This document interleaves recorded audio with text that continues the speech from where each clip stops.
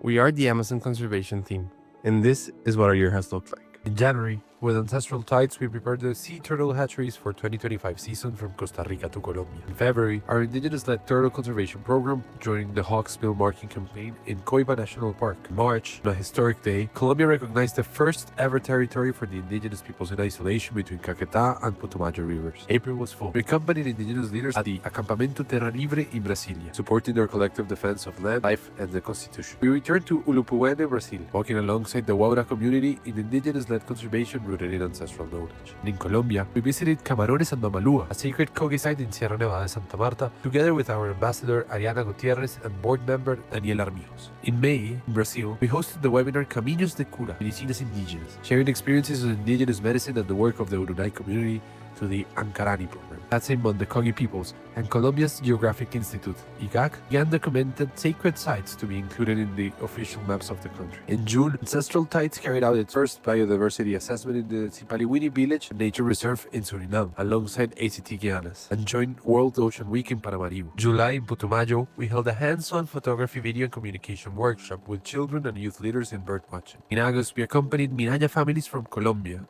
where only 250 people remain, to meet with Miraya communities in Brazil, home to 1,500 people, to exchange culture, knowledge, and language. That same month, we joined the Indigenous Women's March ahead of the COP30 in Belém, amplifying their voices for climate justice. In September, YY communities from Brazil and Guyana gathered in the Aldeia Nawa Roraima to strengthen collective rights for protecting forests and rivers. And in the Guianas, a new Lucy River border guard post was completed, reinforcing indigenous ranger-led territorial protection.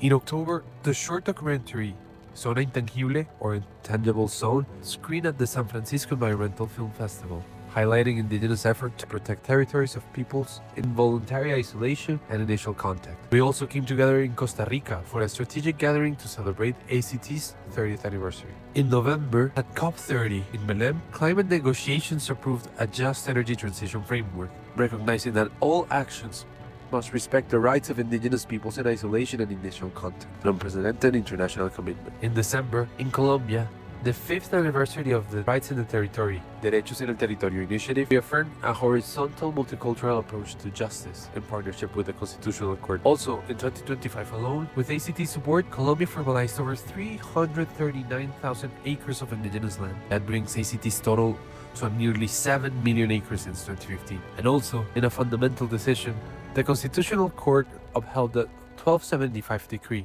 reaffirming indigenous environmental governance and legal pluralism. Because protecting the rainforest is not a choice.